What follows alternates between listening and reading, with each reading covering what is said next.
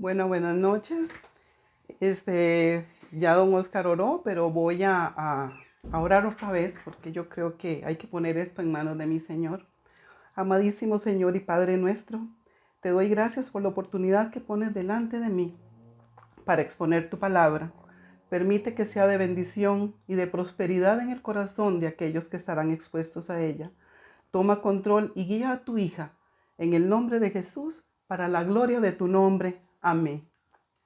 Bueno, hermanos, voy a leer una porción del Salmo 16 en los que he basado pues la reflexión de esta noche. Son 3 pequeños versículos. Oh alma mía, dijiste a Jehová, tú eres mi Señor y no hay para mí bien fuera de ti. Salmo 16:2. Jehová es la porción de mi herencia y de mi copa, tú sustentas mi suerte. Las cuerdas cayeron en lugares deleitosos y es hermosa la heredad que me ha tocado. Salmo 16:5. Me mostrarás la senda de la vida.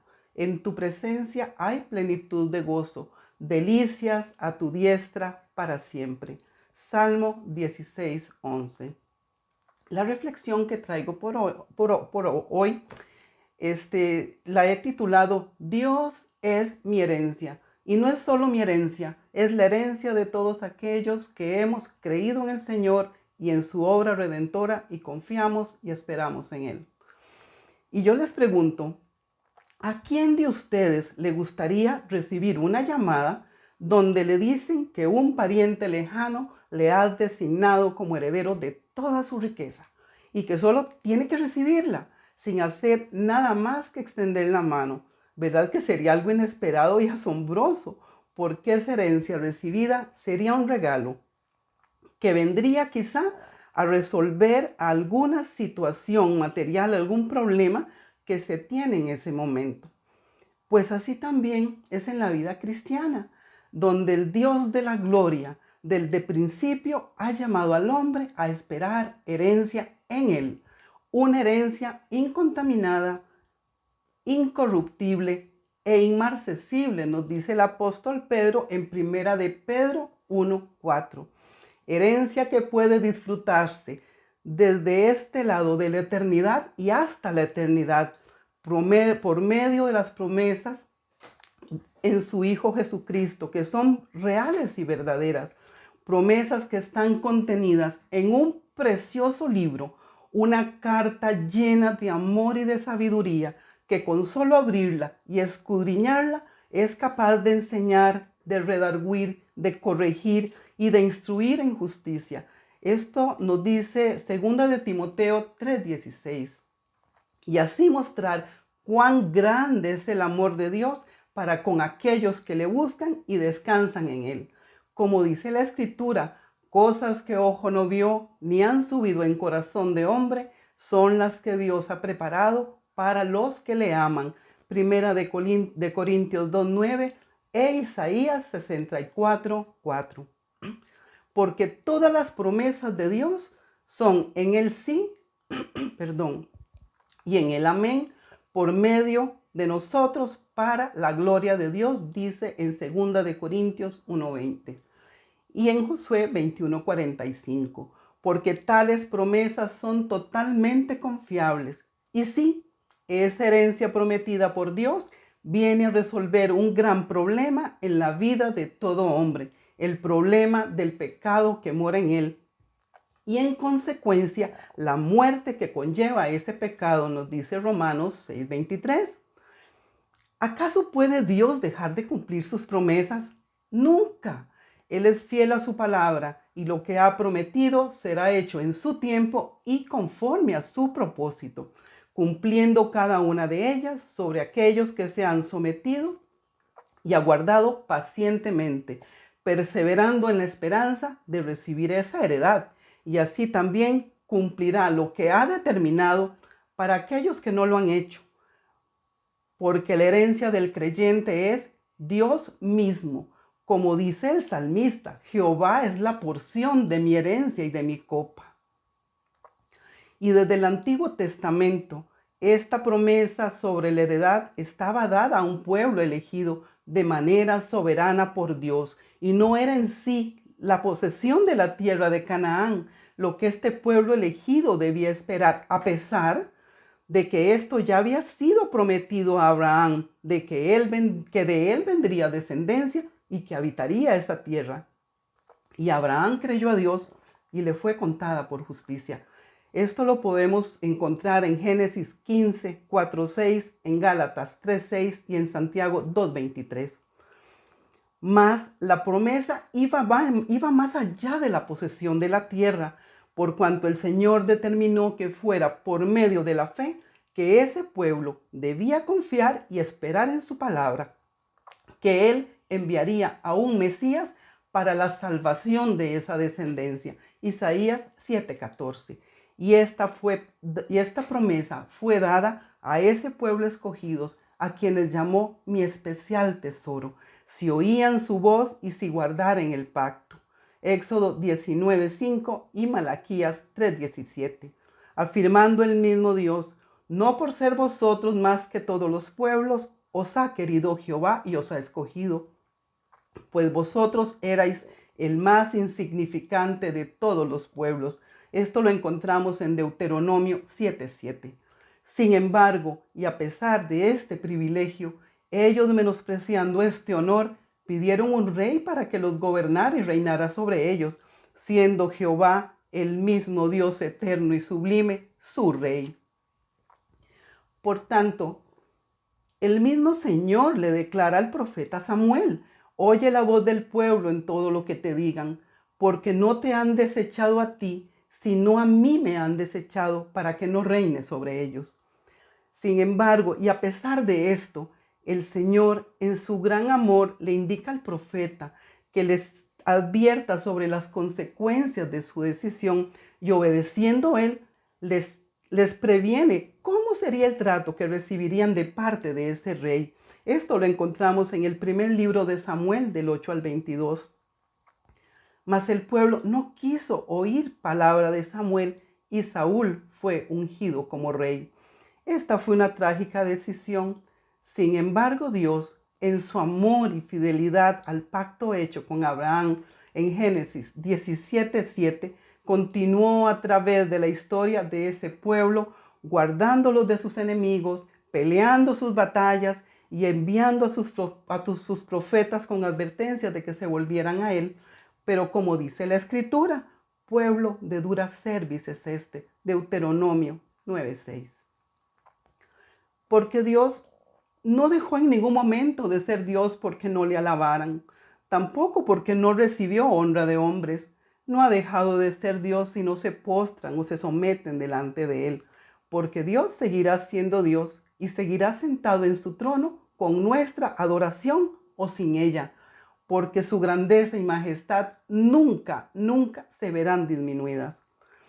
Dios no necesita que le adoren, pero el hombre necesita adorarle. Yo necesito adorarle. Cada uno de mis hermanos necesita adorarle, porque aquel que no se postre delante de él se postrará ante cualquier cosa, porque relata la Escritura que el hombre al pecar contra Dios murió, no físicamente, pero sí espiritualmente, y se envaneció en su orgullo, endureció su corazón y desarrolló la autosuficiencia en su vida, negando su necesidad de ser salvado y buscando por sí mismo la manera de cómo hacerlo. Esto lo encontramos en Génesis 3, 7 y 4, 3 al 7. Asimismo, el hombre, al morir espiritualmente, quedó en él un vacío del tamaño de Dios, un espacio que solo el Espíritu del Señor puede llenar.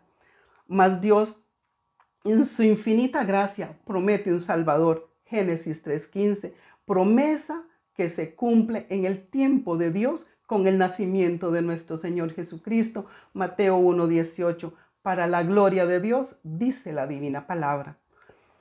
Pero cuando vino el cumplimiento del tiempo, en el tiempo de Dios, Dios envió a su Hijo nacido de mujer y nacido bajo la ley, Gálatas 4:4, y una vez más, ese Rey de gloria, la promesa dada desde el Antiguo Testamento, fue desechada por los hombres. Y así en el Nuevo Testamento, la historia del rechazo del Señor se repite.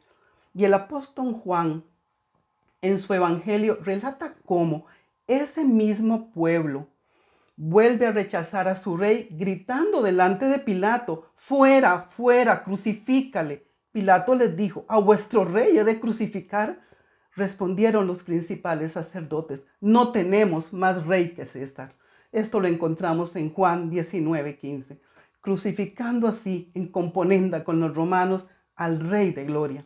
Hechos 2:23. Porque a lo suyo vino, y los suyos no le recibieron, mas a los que le recibieron, a los que creen en su nombre, les dio potestad, el derecho por adopción de ser llamados hijos de Dios. San Juan 1:11 y 12. Y esto pasa a ser todo creyente en el instante que recibe a Jesús como su Salvador, y no solo como su Salvador, como su Señor, al ser injertado en la vid verdadera que es Cristo. Romanos 11:17. Por cuanto Dios, a través de su palabra, quiere darnos la seguridad y que sepamos cuáles son los privilegios que como hijos amados tenemos en su Hijo. Pues en la adopción humana, aquel que es adoptado no cambia de naturaleza, sino solamente de estatus. Pasa de huérfano a hijo, pero sigue manteniendo un ligamen con su familia en la carne. Pero en la adopción que recibimos de parte de Dios, esto es totalmente diferente, porque el adoptado no solo cambia de estatus, pasando de esclavo del pecado y enemigo de Dios a ser libre e hijo amado, sino también que cambia su naturaleza, pues se produce en él un nuevo nacimiento, que es por voluntad de Dios y no de varón, dice la Escritura en San Juan 1:13. Y así, al nacer de nuevo, el que ha sido adoptado rompe los lazos que lo unían a su anterior familia y pasa a formar parte de la familia de Dios, pasando de la esclavitud a la libertad, de la muerte eterna a gozar de vida eterna en Cristo para Dios. Por lo tanto, todo creyente que ha sido redimido en Cristo, podemos decir que lleva el nombre de Dios. Os he redimido, os puse nombre, mío eres tú, dice el Señor en Isaías 43:1. Mas yo me pregunto, ¿cuántas veces nosotros mismos, en la dureza de nuestro corazón, hemos rechazado a nuestro Salvador y le hemos dicho: no tenemos más rey que la televisión o el fútbol o la familia, el trabajo, las posesiones, etcétera? Y cualquier otra cosa viene a ser más importante que ir al estudio de su palabra o a congregarnos. Y si nos congregamos, llegamos muchas veces con un corazón frío e indiferente, con la atención dispersa, cantando de labios para afuera o quizá buscando un reconocimiento por el servicio que se da, no recordando que el Señor prometió estar en medio de los suyos. Mateo 18:20. Y olvidamos que en el culto de adoración Jesús se pasea entre nosotros. Y ante este panorama, no sé si debemos sentir más temor o darnos más vergüenza cuando olvidamos la magnificencia de su obra en la cruz y desviamos la mirada y dejamos de verle a Él. Porque no es cierto que la salvación es gratis, no es cierto. Costó una vida, la vida de Jesucristo. Es gratis para ti y para mí. Solo tenemos que extender la mano, recibir el regalo y abrirlo con todo lo maravilloso que puede contener ese paquete, por decirlo de alguna manera. Pero Dios la compró y pagó por ella con la vida y la sangre de su único Hijo.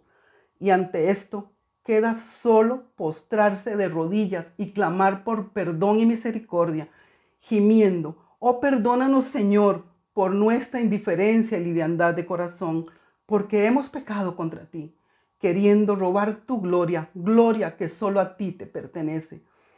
Pero hay buenas noticias, pero fiel es Él, que nos permite ir en arrepentimiento hasta el trono de su gracia y hallar oportuno socorro. Hebreos 4:16. Por tanto, la entrada hasta ese santo lugar es parte de la herencia que todo creyente tiene en Cristo, porque todo es por Él y en Él. Porque la herencia que Dios ofrece no se limita a las calles de oro o a las puertas de perlas descritas en Apocalipsis, sino que va más allá de la comprensión humana, porque la herencia que nos ofrece Dios es una persona, Jesucristo mismo, Emmanuel, Dios con nosotros. Lo encontramos en Isaías 7:14, quien es dado en heredad de parte de Dios a los hombres. Porque en Cristo todo creyente es heredero del amor de Dios, y al ser heredero de su amor, Él dejará de tratarnos como enemigos y nos verá como hijos amados, merecedores de perdón por nuestros pecados, por medio de la obra redentora del Mesías prometido en Edén, Génesis 3:15 e Isaías 53 del 1 al 12. Y así también vamos a ser herederos de disciplina, no olvidando que la Escritura nos dice que Dios al que ama disciplina y que azota a todo aquel que recibe por hijos. Hebreos 12:6 y Proverbios 3:12. Así también el creyente es heredero de la justicia de Dios a través de la muerte de Jesús, heredero de su gracia por el amor con que nos amó y de su misericordia al perdonarle las transgresiones, porque al que no conoció pecado, por nosotros lo hizo pecado. ¿Quién lo hizo? Dios mismo, para que nosotros fuésemos hechos justicia de Dios en Cristo, porque todo es en Él y en Él. Eso lo encontramos en 2 Corintios 5:21. Con Dios, el creyente es heredero de sabiduría y conocimiento, la cual puede adquirir por medio de la palabra que le ha sido revelada. Solo tiene que ir a ella, como dice Santiago 1:5. Y además, por el Espíritu Santo, recibe la capacidad de vivir conforme a esa palabra. Porque dice la Escritura que aquel que esté falto de sabiduría, que se la pida a Dios. Así la sabiduría se adquiere por medio de la palabra de Dios y del Espíritu Santo, que les irá instruyendo para crecer en el dominio propio y crucificar a diario lo pecaminoso que hay dentro de nosotros. Eso lo encontramos en Gálatas 5:25, en Proverbios 1:7 y 9:10.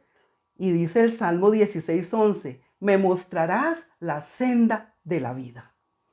Además, el creyente hereda paz, una paz que sobrepasa todo entendimiento en medio de la tribulación por medio del triunfo del Señor en la cruz del Calvario, porque Él ha vencido al mundo y mayor es el que está en nosotros que el que está en el mundo, nos dice San Juan 14:27 y 16:33 y primera de Juan 4:4. La relación del creyente con el mundo implica una guerra constante y agotadora contra el príncipe de la potestad del aire, recordando que la lucha no es contra sangre y carne, Efesios 6:12, y como hijos los creyentes heredan el poder de Dios por medio del Espíritu Santo que les capacita para avanzar si caen, no quedando postrados y a merced del enemigo de las almas, cuyo único alimento es el temor, la amargura y el desaliento, y al hacer dudar al creyente del amor infinito de su Padre. Segunda de Pedro 1, del 5 al 8. A toda esta herencia se añade la seguridad de la salvación que hay en Cristo y en su obra. Dice la Escritura, se alegró por tanto mi corazón y se gozó mi alma, mi carne también reposará confiadamente. Porque en Cristo estamos escondidos por Dios. Salmo 16, 9 al 10, Colosenses 2, 14 y 3, 3. Y Él es protección y guía que vive en el creyente y prometió, estaré con vosotros todos los días hasta el fin del mundo. Mateo 28, 20. Porque Jehová va delante de ti, Él estará contigo, no te dejará ni te desamparará. Deuteronomio 31, 8. Y como si esto no fuera suficiente, herederos de cada promesa contenida en su palabra, promesas que es necesario escudriñar a diario en la Biblia, Porque ¿cómo puede alguien afianzar su esperanza sobre aquello que desconoce? Porque todo es vuestro, dice la Biblia en 1 Corintios 3, 21 y 22. Así el creyente no solo hereda las riquezas de Dios, sino también a Dios mismo, porque Jehová es mi herencia, dice la Escritura en el Salmo 16, 5. Podemos resumir que nuestra herencia es Dios, es gracia y vida eterna en Cristo. Juan 5:11, perdón. ¿Cómo no sentir gozo y asombro ante tal regalo? Una herencia que es tangible y el motor que mueve la vida de cualquier cristiano, poniendo la mirada en Cristo y caminando con paso firme y seguro hacia la meta que es Dios mismo por la eternidad, atesorando en el corazón el hecho de que fuera de Él no hay bien alguno, porque solo Dios es la fuente de todo bien. Salmo 16:2. Mas para disfrutar de todo ese bien, el creyente debe conocer esos tesoros. Por tanto, un cristiano que ama a Dios va constantemente a beber de la fuente de vida que es su palabra. Pero a pesar de todo esto, es importante recalcar que muchos hermanos viven una vida cristiana pobre y miserable, porque su mirada y esperanza están puestas en las cosas temporales de este mundo. Se aferran a la vida y a las posesiones como si fuera lo mejor que tienen o lo único que poseen, aunque la Escritura afirma todo lo contrario en Lucas 12:33, cuando dice Jesús: haced bolsas que no se envejezcan, tesoro en los cielos que no se agote, donde el ladrón no llega ni polilla destruye. Porque la meta de todo cristiano debe ser, en primera instancia, buscar primeramente las cosas de arriba, porque todo lo demás es añadidura. Mateo 6:33. Así, cuando el creyente aparta su mirada de Dios, camina en una derrota espiritual constante, lleno de afanes y de insatisfacción, dejando de lado la riqueza que ya posee en Cristo, porque no hay que esperar a morir para disfrutar de esta herencia, pues la misma se puede gozar desde este lado de la eternidad. Con la confianza de que todo lo mejor está por venir, nos dice el apóstol Pablo, pues ni las aflicciones del tiempo presente son comparables con la gloria que en nosotros ha de manifestarse. Romanos 8:18. Y además recordando siempre que nada ni nadie nos va a poder separar del amor de Dios que es en Cristo Jesús. Romanos 8:39.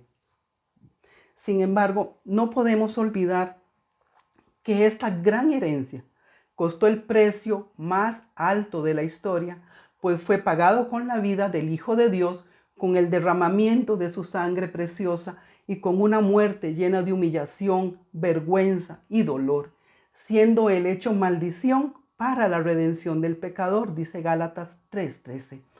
Porque Dios mismo puso precio a esa heredad, la vida de su amado Hijo. Precio que ningún hombre puede pagar, porque nos dice Jesús: ¿qué aprovechará el hombre si ganare todo el mundo y perdiere su alma? ¿O qué recompensa dará el hombre por su alma? Mateo 16:25.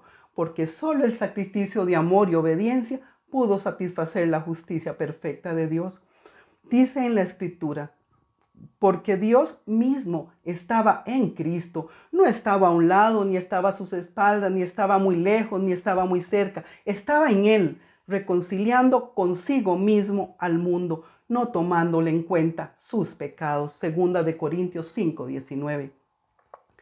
Podría decirse, a modo de ilustración, sin ser irreverente, que Dios mismo moría en la humanidad de su Hijo por amor a ti y a mí, porque solo Dios puede salvarnos de la ira de Dios.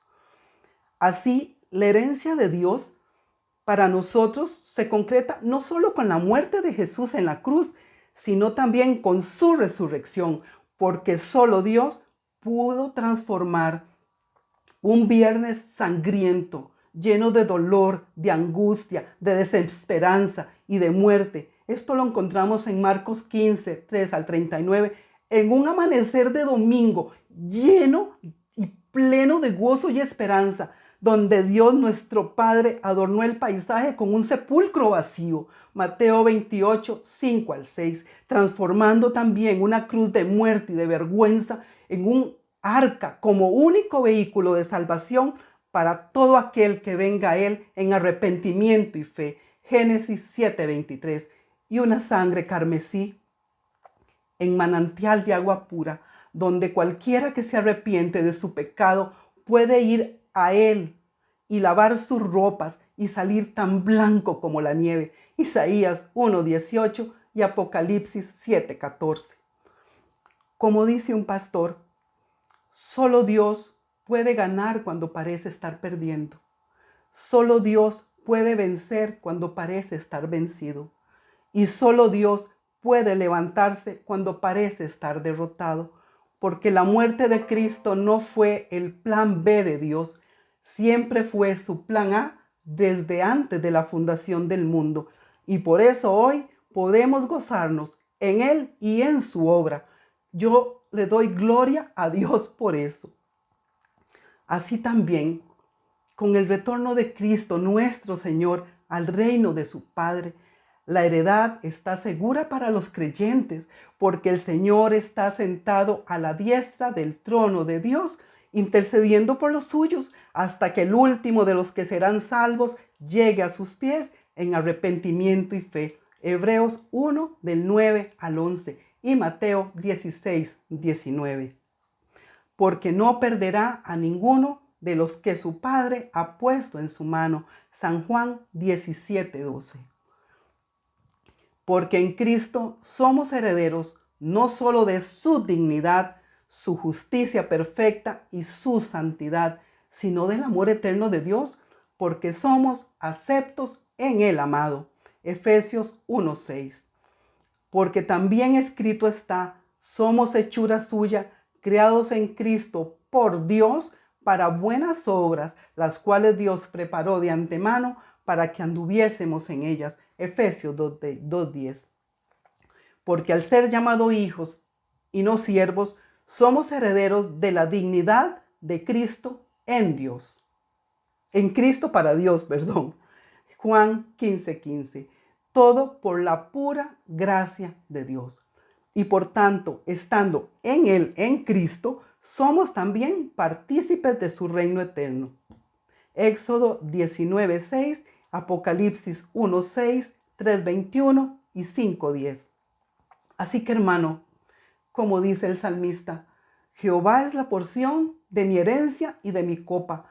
Tú sustentas mi suerte. Las cuerdas me cayeron en lugares deleitosos y es hermosa la heredad que me ha tocado. Salmo 16:5.